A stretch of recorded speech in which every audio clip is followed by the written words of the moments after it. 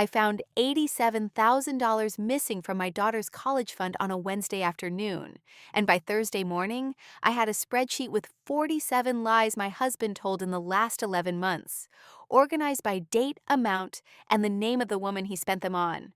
That was April. By September, Derek Hartley was standing in a conference room in downtown Naperville, watching his attorney slide a manila folder across the table, and for the first time in 14 years of marriage, he had nothing to say. No sigh, no condescending head tilt, no, "You wouldn't understand, Claire. It's a business thing." Just this gray, crumbling silence, like watching a building implode from the inside. His mother was in the hallway. She wasn't allowed in the room. She kept knocking. Nobody opened the door. On the table between us sat a flash drive, a forensic accounting report, and a custody evaluation with my name highlighted in green, and his highlighted in a color I can only describe as the legal equivalent of a funeral. He looked at me. I looked at him. And I said 5 words. But we're not there yet. To understand how a woman who spent 9 years packing school lunches and pretending to laugh at her mother-in-law's comments about her hips ended up dismantling a $2.3 million landscaping empire. You need to understand who I was before I became Mrs. Derek Hartley, before I became just a mom, before I forgot and then remembered what I was actually built for. My name is Claire Mazariegos. I'm 38.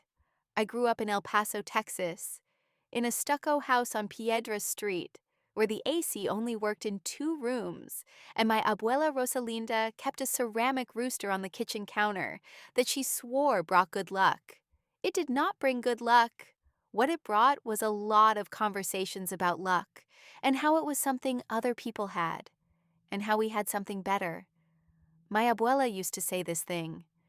She'd be standing at the stove making machaca con huevo at 6 in the morning, and she'd look at me with those sharp brown eyes and say, "Mija, a quiet mouth and a long memory. That's how you win." She wasn't talking about revenge. She was talking about surviving my grandfather. She was talking about raising 4 kids in Juarez before crossing to El Paso with $11 and a name nobody could pronounce at the bank. She was talking about patience as a form of violence. I didn't understand that until I was 37 years old, sitting in a Honda Odyssey in a Panera parking lot in Naperville, Illinois, eating a bread bowl I didn't taste, staring at a credit card statement that proved my husband had been taking our daughter's future and handing it to a woman named Cassidy, with a K and a Y because of course, who I had personally recommended for a receptionist position at his company 8 months earlier. But that comes later. Hold that. Remember the name Cassidy. Growing up, I was the kind of kid who counted things. Ceiling tiles. Steps from the front door to the bus stop. 47. Seconds between lightning and thunder. My mother, Pilar, worked the front desk at a Holiday Inn Express off I-10, and sometimes I'd sit in the back office doing her shift reconciliations for fun. Fun. I know. But numbers made sense to me in a way people never did. Numbers didn't change their story depending on who was asking. Numbers didn't sigh at you. I got a scholarship to UTEP, majored in accounting, and by 25 I was working as a forensic accountant at a mid-sized firm in Chicago, Callaway, Brandt, and Fish. My job was catching people who hid money, embezzlers, fraud artists, husbands moving assets before divorces. I sat in windowless rooms with boxes of bank statements, and I found the lies. Every single time I was good at it, the way some people are good at crosswords, not because I was brilliant. Because I was patient, and I didn't get bored looking at numbers. And I had this obsessive, borderline annoying thing, where once I noticed a pattern break, I could not let it go. That skill, remember it. It becomes the reason Derek lost everything. I met Derek Hartley at a friend's engagement party in Lakeview in 2009. He was 31, broad-shouldered, ran his own landscaping company that his father started in the 80s. He wore a blue button-down with the sleeves rolled up, and he smelled like cedar mulch and acqua di Gio, which is a combination that shouldn't work but absolutely does when you're 24 and your last boyfriend was a guy named Ronaldo who collected vintage calculators. The bar was low. Derek cleared it by existing. He was charming in this easy Midwestern way. Held doors, remembered your drink order, laughed with his whole chest. The first time he came to El Paso to meet my family, he ate my abuela's mole without flinching and asked for seconds. Rosalinda pulled me into the kitchen afterward and said, "He eats good, but watch his eyes when you're not looking at him." I didn't watch his eyes. I watched his hands, which were calloused and warm, and I watched the way he talked about his business with this contagious pride. And I watched him pick up my niece Sophia at Thanksgiving like she was made of glass. I thought, this is it. This is the person. I was wrong. I was catastrophically, expensively wrong. But it took me 14 years and $87,000 of stolen college savings to admit it. We got married in 2010. Small ceremony in Naperville, because Derek's mother Diane insisted that a big Mexican wedding, her exact words, delivered with a smile that could frost a window, would be too much. I agreed because I was 26, and I didn't know yet that agreeing with Diane was like feeding a crocodile and hoping it would stay full. The first 5 years were good, genuinely, and hoping. I need you to understand that, because what comes later only hurts if you know what we had. Derek would bring me coffee in bed on Saturdays, always in the blue mug, always with too much cream, which was exactly right. We'd take Lily to the Morton Arboretum in the fall, and he'd carry her on his shoulders through the maple tunnel, her little hands grabbing at leaves. We had a thing where every Friday we'd order Thai from Siam Marina and watch bad horror movies. He'd pull the blanket over his eyes during the jump scares, and I'd call him a coward, and he'd say, "You married this coward." And I'd think, yeah, I did, and I'd do it again. I'd do it again. God, that sentence tastes different now. He asked me to leave my job in 2014. Lily was 4. "You're killing yourself with that commute," he said. "I make enough. Let me take care of us." It sounded like love. It was a lockbox. But I didn't hear the click. By 2016, things shifted.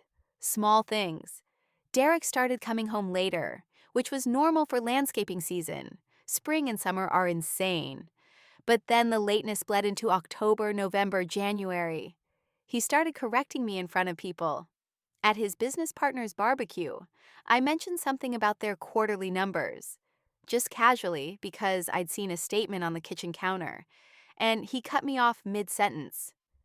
"You wouldn't understand, Claire. It's a business thing." Smiled at the other wives like I'd just asked what the sky was made of. My face went hot. I laughed it off. That was the first time I practiced the skill that would eventually save me. Swallowing the reaction. Storing the data. By 2020, the corrections became a philosophy. I was too soft with Lily, too lenient, too disorganized, too emotional. "I gave you this life," he said once, standing in the kitchen of the 4-bedroom colonial that his company paid for, as if the house was a cage he'd built, and I should be grateful for the view. And Diane. Diane was the background radiation. She'd come over every Sunday, uninvited but expected, and she'd comment on the laundry. "You really should separate by fabric weight, Claire. The food. Is this from a recipe, or are we experimenting? My weight. You look healthy, good for you." And most of all, Lily. Why wasn't Lily in competitive gymnastics? Why wasn't Lily in the gifted program? Why was Lily my only child? "Derek deserves someone who gives him everything," Diane said to me once, standing in my kitchen, eating the banana bread I'd made from scratch, with powdered sugar still on her lip. "Some women just aren't built for marriage, sweetheart. I'm just saying this because I love you." I smiled. I said, "Thank you, Diane." I went upstairs, locked the bathroom door, and sat on the edge of the tub for 12 minutes. I didn't cry. I counted the tiles. 144. Then I went back downstairs and offered her more coffee. That was 2021. I had 2 more years of swallowing before the swallowing stopped. The first crack, the real one, the one that split the foundation, came on a Tuesday in March 2023. Derek said he was visiting a job site in Schaumburg. Commercial mulching project, big client, needed his eyes on it. Fine. Normal. Except when I opened the Amex statement that night to reconcile. Because even 9 years out of the field, I still reconciled our statements monthly. The same way some people floss, compulsively and without pleasure. I saw a charge for $340 at Oriole, which is a restaurant in downtown Chicago, where the tasting menu starts at $285 per person, and the wait list is 6 weeks. Derek doesn't eat tasting menus. Derek eats steak medium well, and thinks arugula is a conspiracy.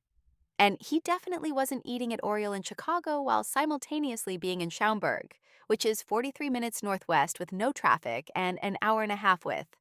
I didn't say anything. Not a word.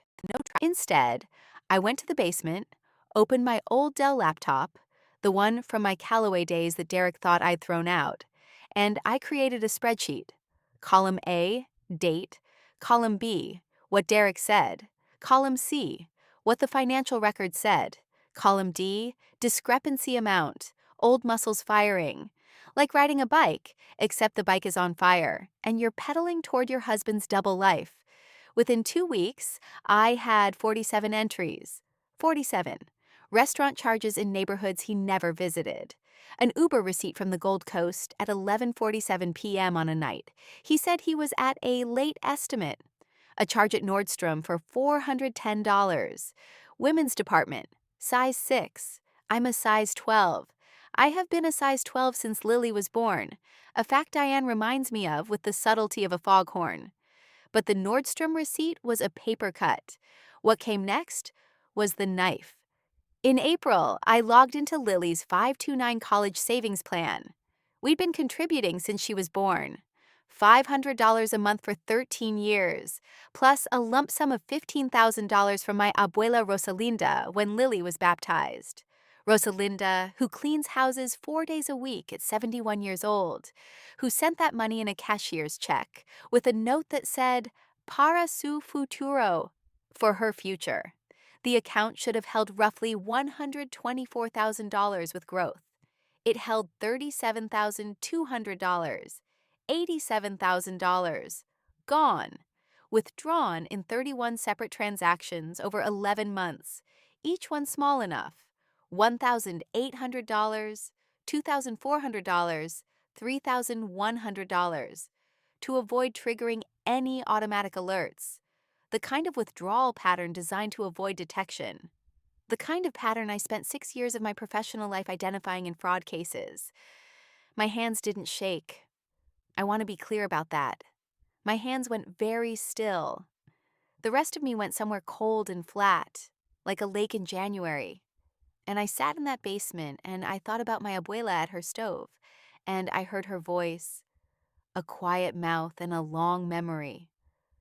I closed the laptop. I went upstairs. I made Lily a grilled cheese with tomato soup, Campbell's, the kind with the red label, and I watched her eat it while she told me about her science project on bioluminescence. And I thought, he stole from you. He stole from our daughter. And he thinks I'm too stupid to notice because I've been just a mom for 9 years. I didn't confront him that night, or the next night, or the next week. Because here's what forensic accounting teaches you that nothing else does. The moment you confront, you lose control of the evidence. You give the guilty party time to destroy, hide, and fabricate.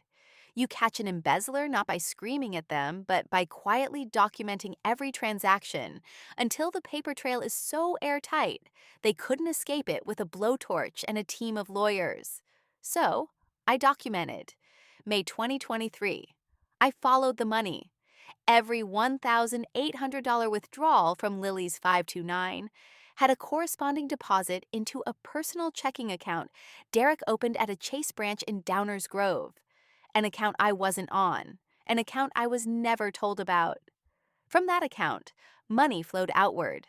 Rent payments on a studio apartment on Washington Street in downtown Naperville, purchases at Sephora and Zara, a monthly Equinox membership, and this one I remember because I laughed out loud alone in my basement at 1 a.m. a $220 monthly subscription to a meal kit delivery service. He was buying this woman HelloFresh with our daughter's college fund. I'm not proud of the laugh. Actually, no. I'm extremely proud of the laugh. It was the first real sound I'd made in weeks. The woman was Cassidy Prewitt, 27, former receptionist at Hartley and Sons Landscaping. She'd answered a Craigslist ad for the position in June 2022, and she'd been underqualified. No experience, no references. Showed up to the interview in a crop top, which I know because I was there. I was there because Derek had asked me to help out with hiring since his office manager was on maternity leave. I interviewed Cassidy. I liked her. She was bubbly, enthusiastic, a little scattered but teachable. I recommended Derek hire her. I got this woman her job, and she used the desk I helped pick out at IKEA to text my husband about what they did in the studio apartment he rented with my daughter's future. But here's where it gets darker, and I need you to stay with me because this part changes everything you think you know about this story. In June, I found the texts. Not on Derek's phone. He was too careful for that. He used a separate phone, a prepaid Samsung he kept in his truck's glove compartment. But Derek, for all his sneakiness, was still a man who used Lily2010 as his password for everything, and the prepaid phone was no exception. I accessed his iCloud backup through a shared family plan he forgot I was still the administrator of. Because when I set up our Apple ecosystem in 2016, I made myself the primary account holder, and he never changed it. Why would he? I was just the woman who handled the tech stuff, because he couldn't be bothered. The texts between Derek and Cassidy were bad, explicit, dismissive of me in ways I won't repeat, because some of those words don't deserve air. But the texts I didn't expect, the ones that changed everything, were between Derek and his mother, Diane. A thread going back to May 2022, a month before Cassidy was even hired. Diane to Derek. I met the most lovely girl at the St. Raphael fundraiser. Cassidy. She's looking for work. You should bring her on at the office. Derek. Mom, I don't need another receptionist. Diane. Just meet her. She's exactly what you need. Fresh energy, positive, not dragging everyone down. Derek. What does that mean? Diane. You know what it means? Claire is never going to give you a son, Derek. She decided that for you. Lily is wonderful, but she's one child. And Claire made that choice without considering what you wanted. Cassidy comes from a big family, 5 siblings. She understands what matters. I read that exchange in my basement at 2:14 a.m. on a Wednesday in June, and I understood something that rearranged every memory I had of the last 14 years. Diane hadn't stumbled onto this affair. Diane had engineered it. She'd found a woman, planted her in Derek's office like a seed in mulch, and watered it with years of whispering that I wasn't enough, that Lily wasn't enough, that a daughter wasn't a son and a wife who'd had a complicated delivery and chose not to risk another pregnancy, was a wife who'd failed. My abuela Rosalinda once told me that the most dangerous person in a house isn't the one who yells. It's the one who whispers. She was talking about Diane. She just didn't know it yet. July through August, I kept documenting. I ate dinner across from Derek every night. I said, "How was your day?" I passed the salt. I signed Lily up for 8th grade orientation. I went to Diane's birthday lunch at Wildfire and sat next to her and ate a $38 salmon while she told a story about how Derek's first girlfriend in high school had been such a natural beauty, and then looked at me and said, "You should try that new eye cream from Estee Lauder. It really helps with puffiness." "Thank you, Diane," I said. "I'll look into that." Underneath the table, my phone was recording. Illinois is a 2-party consent state, which means you need both parties' permission to record a conversation. But there's an exception, and this is where my old career saved me. If the recording is made by a party to the conversation and there's reasonable suspicion of criminal activity, Derek was committing financial fraud by siphoning a custodial education account. That gave me a legal foothold, and my attorney, More on her in a minute. Confirmed it. Every Sunday dinner, every phone call, every text. Documented. In August, something happened that almost broke me. Almost. Lily came home from summer camp and told me she'd heard Derek on the phone in the garage, laughing in a way she'd never heard him laugh before. He sounded happy, Mom, like really happy. Why doesn't he sound like that with us? She's 13. She's smart. And she was looking at me with these dark brown eyes. My eyes, my mother's eyes, my abuela's eyes. And she was asking me a question I couldn't answer honestly without destroying something in her. I said, Daddy has a lot on his mind with work, baby. But he loves you more than anything. He told me I'm just like you, she said. But he said it weird, like it was bad. You're just like your mother. He'd said it to her like a diagnosis. That was the night I stopped being someone this was happening to and became someone who was going to end it. Not with screaming, not with tears, with arithmetic. September. Derek announced he was going to a landscaping conference in Indianapolis for 4 days. There was no conference. I checked. The National Association of Landscape Professionals had no events in Indianapolis that month. He was taking Cassidy to the Bottleworks Hotel, which I knew because the reservation confirmation went to his iCloud, which I still administered. While he was gone, I did 4 things. 1. I met with Luzia Orozco Vang, a family attorney in Wheaton who specialized in high-asset divorces and who came recommended by a former colleague from Callaway. Lucia was 54, Hmong Mexican, 5'2", and the most terrifying person I'd ever sat across from. She looked at my spreadsheet, by then 114 pages, and said, Claire, this is the most organized infidelity case I've seen in 22 years. You could teach a master class. I used to catch embezzlers, I said. Congratulations, she said. You're about to catch one more. We filed nothing. Not yet. Lucia told me to keep collecting. The more rope you give him, the more he hangs himself. And right now, he's practically tying the noose with a bow. 2. I contacted a forensic CPA named Wendell Park, who had been 2 cubicles down from me at Callaway, and who now ran his own practice in Schaumburg. Wendell owed me a favor. I'd covered his caseload for 3 weeks in 2012 when his wife had twins, and he agreed to conduct an independent audit of Hartley & Sons Landscaping's financial records. Not officially, not yet, but he started pulling publicly available documents. Tax filings, lien records, contractor registrations. What Wendell found was a second problem. Derek wasn't just stealing from Lily. He was misclassifying personal expenses. The apartment, the Equinox membership, the HelloFresh, dinners at Oriole, as business expenses on Hartley & Sons tax returns. He was committing tax fraud, and he'd been doing it since at least January 2023.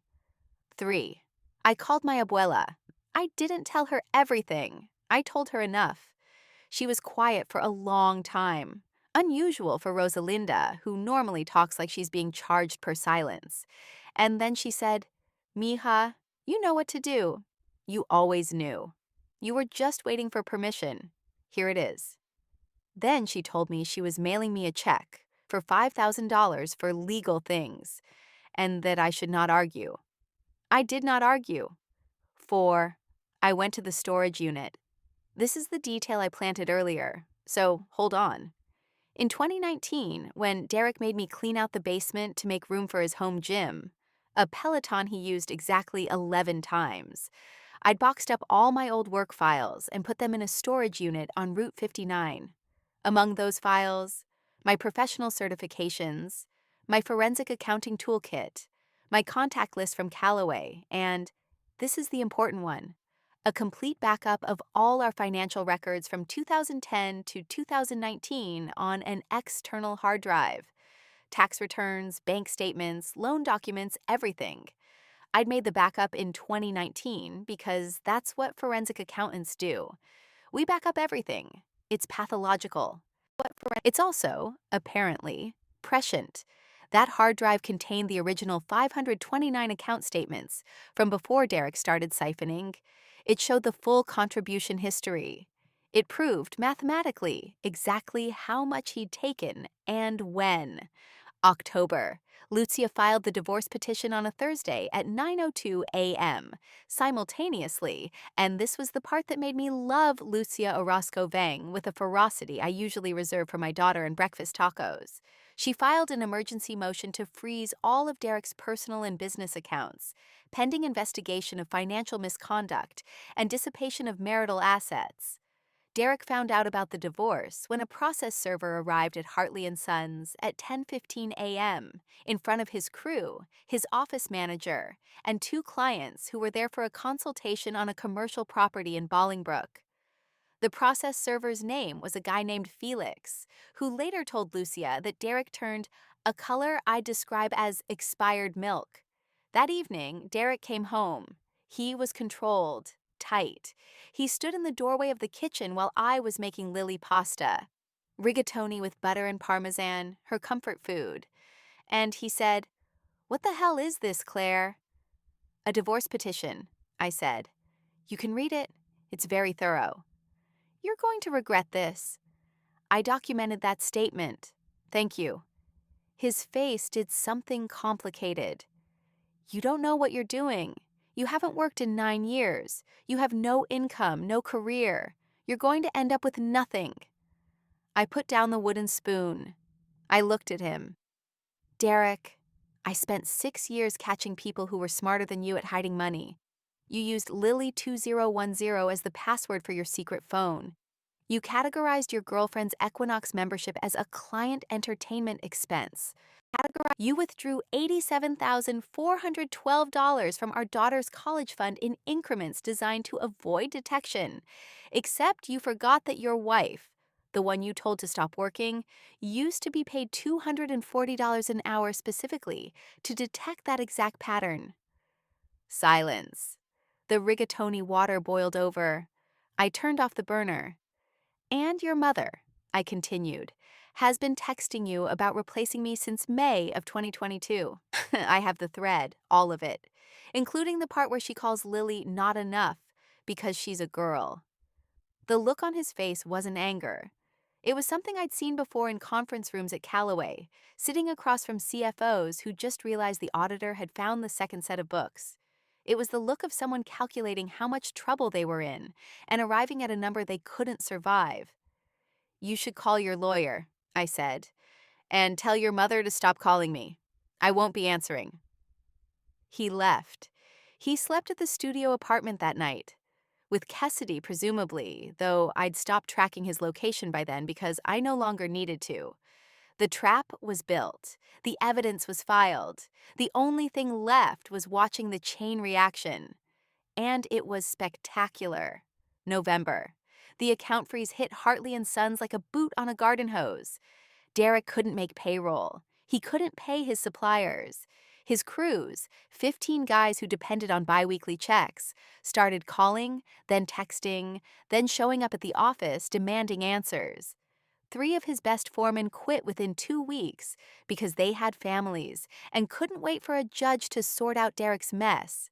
Commercial clients started canceling contracts because jobs weren't getting done. A $180,000 municipal contract with the village of Plainfield, the biggest job Hartley and Sons had ever landed, was pulled and rebid to a competitor after Derek missed 2 deadlines. Meanwhile, Wendell Park's forensic audit, now official, now requested by my legal team as part of discovery, revealed that Derek had misclassified approximately $62,000 in personal expenses as business deductions over 2022 and 2023. Lucia referred this finding to the IRS. She also referred it to the Illinois Department of Revenue. Tax fraud, on top of everything else. December. Cassidy Prewitt, upon learning that Derek's accounts were frozen, that his business was hemorrhaging clients, and that he was facing potential criminal tax charges, did what any 27-year-old who'd been promised a certain lifestyle would do. She left, packed the studio apartment, which was being paid for with my daughter's college fund, a fact that I made sure Cassidy learned through a very carefully worded letter from Lucia's office, and moved back to her parents' house in Joliet. I'd be lying if I said I didn't enjoy that part. The HelloFresh subscription got canceled the same week.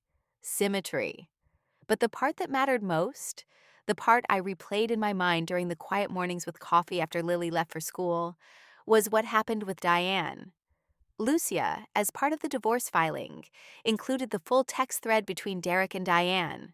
Every message, including the ones where Diane called Lily not enough, where she referred to me as that woman, where she strategized about introducing Cassidy, where she wrote, and I'm quoting directly, "If Claire had been a real wife, she would have given you a son by now. Some women take and never give back." That filing became part of the court record in Naperville, where Diane had been a school principal for 28 years, where she chaired the St. Raphael fundraiser committee, where her identity was built on being the matriarch of a respectable family. Diane's friends read the filing, her church group read it, her neighbors read it. The woman who had spent decades curating an image of maternal perfection was exposed, in public, in print, in permanent legal record, as someone who had actively conspired to destroy her son's marriage, and who had expressed contempt for her own grandchild for the crime of being female. Diane called me on a Sunday. I remember because Lily was at a friend's house and I was eating leftover enchiladas at the kitchen counter, the ones my mother Pilar had shipped frozen from El Paso in a styrofoam cooler with a note that said, "Feed yourself, mija." "Claire," Diane said. Her voice was different, smaller. "I need to explain." "No, you don't. I'm just saying this because I love—" "Diane, you don't love me. You never did. And the part that would be sad if it weren't so pathetic is that you don't love Derek either. You love the idea of a family that performs for you. Lily and I were never going to be good enough because we were never characters in your story. We were real people, and you couldn't control real people. You're being unfair. I'm being accurate. There's a difference. You'd know that if you'd ever listened to anyone who wasn't telling you what you wanted to hear." I hung up. I finished my enchiladas. They were incredible. My mother's enchiladas are always incredible, and I'd spent 14 years pretending to prefer Diane's dry turkey at Thanksgiving because Derek said it would keep the peace. The peace was a lie. The turkey was worse. January 2024. The divorce was finalized. Here's what happened. I received full physical and legal custody of Lily. Derek got supervised visitation every other weekend. Supervised because the court found his financial misconduct and dissipation of marital assets demonstrated a pattern of prioritizing personal interests over his child's welfare. I received 62% of the marital assets, including the house, which I sold. The equity, $387,000 after the mortgage, went into a new account. $124,000 of that was earmarked for Lily's replacement college fund, fully funded, because I wasn't going to let my daughter pay for her father's choices. Derek was ordered to pay $4,200 per month in child support and $2,800 per month in spousal maintenance for 5 years, which Lucia described as generous to him given the circumstances. Hartley and Sons Landscaping, without its frozen accounts, its fleeing clients, and its pending tax investigation, was worth approximately 40% of what it had been worth a year earlier. Derek's share of the marital estate was calculated on the diminished valuation, the valuation he created by his own fraud. He argued this was unfair. The judge disagreed. The judge used the word unconscionable to describe Derek's behavior, which is legal language for "you did this to yourself." The IRS audit is ongoing. Wendell tells me it's not looking good for Derek. Back taxes, penalties, interest, the kind of math that doesn't resolve with a payment plan. Derek tried to contact me once after the divorce. February. A text. "I know I messed up. Can we talk? For Lily?" I didn't respond for 2 days. Then I wrote, "Talk to your lawyer. Talk to your therapist. Don't talk to me." He typed for a long time. The 3 dots appeared and disappeared 4 times. Then nothing. I think about that nothing sometimes. 14 years of marriage reduced to 3 disappearing dots on a screen. There's a dark comedy in it, if you tilt your head right. Cassidy, for what it's worth, reached out to me once too. An Instagram DM. I didn't know about the college fund. I'm sorry. I looked at it for a long time. I don't know if I believe her. I don't know if it matters. She was 27, and she was used by a man and his mother as a tool to replace a wife and daughter they considered insufficient. She's not innocent, but she's not the architect either. The architect was sitting in a house in Naperville, watching her son's life collapse, surrounded by friends who no longer returned her calls. March 2024. I reactivated my CPA license. Lucia connected me with a firm in Wheaton, Garza, and Fan that was looking for a forensic accountant to handle divorce-related financial investigations. The interview took 40 minutes. They offered me the position at $185 an hour, which is less than I made in 2014, but more than I've earned in 9 years of being told I didn't have to work. My first day, I sat in a real office with a real desk and a real laptop, and I opened a spreadsheet, and I thought about my abuela at her stove in El Paso, scrambling eggs before dawn, telling me, "A quiet mouth and a long memory, that's how you win." She was right. She was always right. The ceramic rooster was wrong about luck, but Rosalinda Mazariegos was never wrong about survival. Lily started 8th grade in the fall. She's doing a science fair project on mycorrhizal networks, the underground fungal systems that connect trees and allow them to share nutrients and warning signals. She explained it to me over dinner, waving her fork around, tomato sauce on her chin, talking about how the trees that look separate above ground are actually connected underneath, communicating in ways you can't see. It's like a secret internet, she said, for trees. That's amazing, baby. Mom, she put her fork down. Are we going to be okay? Yeah, I said. We already are. She went back to her pasta. I went back to mine. Through the kitchen window, the Naperville sky was doing that thing it does in autumn, going pink and orange like someone spilled watercolors across the horizon. The house was quiet. Not the old quiet, the walking on eggshells quiet, the swallowing yourself quiet, the counting ceiling tiles in the bathroom quiet. A real quiet, the kind you choose. I thought about the woman I was a year ago, sitting in a Panera parking lot with a bread bowl and a credit card statement, and I wanted to tell her, "You're not stupid, you're not weak, you're not just a mom. You're a forensic accountant who made the mistake of forgetting that, and the man who told you to forget, the man who stole from your daughter and called it love, is sitting in a half-empty office right now, doing math he can't make work, wondering how he lost everything. The answer is simple. He married a woman who counts things. And then he gave her a reason to start counting.